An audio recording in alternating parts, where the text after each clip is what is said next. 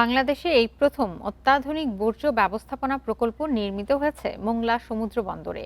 এর ফলে বাণিজ্যিক জাহাজ থেকে সকল প্রকার বর্জ্য সাগরে বা পানিতে ফেলা প্রতিরোধ করা সম্ভব হবে। দূষণ থেকে রক্ষা পাবে সুন্দরবন, সৃষ্টি হয়েছে নতুন কর্মসংস্থানের। সাগর নদীর দূষণ রক্ষায় ঘষিয়াখালী ক্যানেলের পাশে জানুয়ারিতে চালু হয়েছে অত্যাধুনিক বর্জ্য ব্যবস্থাপনা শোধনাগার। জাহাজগুলোর বর্জ্য ফেলা হবে এখানে, পাশাপাশি সংগ্রহ করা হবে নদীতে নিঃসৃত তেল।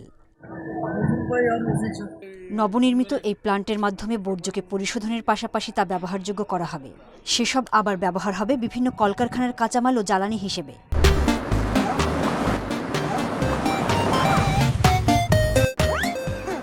ফিনল্যান্ড থেকে আপনার ট্রেনাররা আসছে, আমাদেরকে এক মাস যাবত আপনার ট্রেন আপ করাইছে।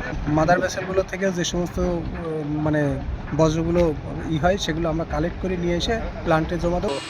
বন্দর কর্তৃপক্ষ বলছে, নতুনের প্রকল্পের মাধ্যমে দূষণের কবল থেকে রক্ষা পাবে সুন্দরবনের পরিবেশ ও জীববৈচিত্র্য। সৃষ্টি হবে নতুন কর্মসংস্থানও। সমুদ্রের যে চ্যানেলগুলো আছে এর জীববৈচিত্র্য কিন্তু সুন্দরবনের জীববৈচিত্র্য রক্ষা পাবে এবং এইটি শুধু প্রকল্পের মাধ্যমে কিন্তু আমাদের বন্দরে একটা আয়ের উৎস তৈরি হয়েছে, কারণ এর সাথে রিলেটেড অনেক ভ্যাসেল থাকবে। প্রকল্পের আওতায় দুটি তেল অপসারণকারী জলযান, একটি নৌযান ও জেটি সহ বিভিন্ন অবকাঠামো নির্মাণ করা হয়েছে। কর্মকর্তারা জানান, এমন প্রকল্প বাংলাদেশে প্রথম। উপকূলীয় পরিবেশ রক্ষায় বিশেষ ভূমিকা পালন করবে। এর পাশাপাশি জনগোষ্ঠীর জীবিকা, খাদ্য নিরাপত্তা ও জলবায়ু সংস্থার হবে। 2023 সালে শুরু হয়েছে অত্যাধুনিক বর্জ্য ব্যবস্থাপনা প্রকল্পের কাজ।